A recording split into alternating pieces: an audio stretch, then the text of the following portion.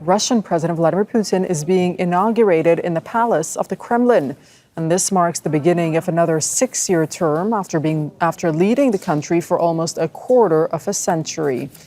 He claimed he won Russia's presidential elections in March by a landslide.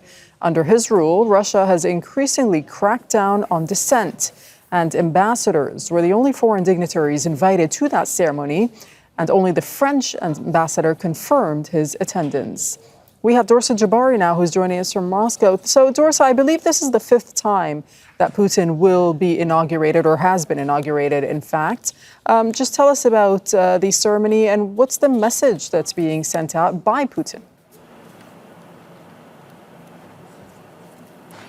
Well, Doreen, the Russian president made his way down the corridors of the palace in the Kremlin and made his way into St. Andrew's Hall, where nearly 2,500 people were waiting for him. And he took the oath of office, and that was followed by the national anthem of the country. And then he delivered a speech. And during the speech, he started by thanking the soldiers in the Russian military that are fighting the so-called special military operation in Ukraine. And he made some promises to the Russian people. He thanked them, first of all, for their support. And he said that the stability and security of Russia is his #1 priority coming into office for the 5th time. Of course, Vladimir Putin is no stranger to the position of president in Russia. He will be in power for the next 6 years. Once that is completed, he will go down in history books as the longest-serving Russian leader in this country's history, surpassing Joseph Stalin.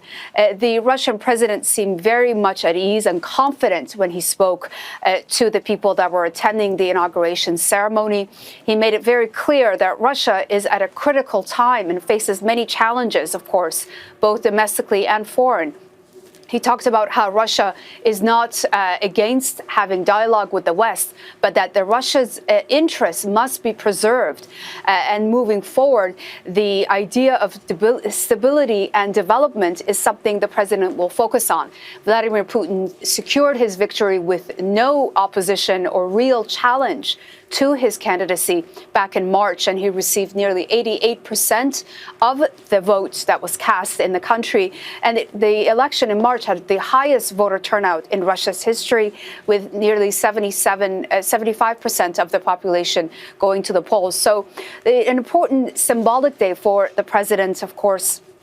And now he's tasked with really ensuring Russia's future at a time when it is very critical in terms of the threats it faces, both domestically and foreign. Just on Monday, the Russian president ordered for the first time nuclear drills of Russia's tactical weapons by the military near positions in Ukraine, delivering a very clear message to Western leaders who have said that they're not against the possibility of sending troops to Ukraine to defeat Russia.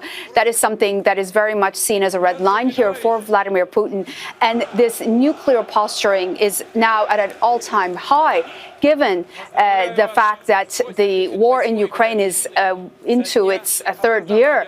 The Russians are very much adamant that they will continue the fight until they are victorious, because losing in Ukraine is seen as Russia being defeated by the West. Okay, thank you so much, Dorsa. Thanks for that report from Moscow. Make sure to subscribe to our channel to get the latest news from Al Jazeera.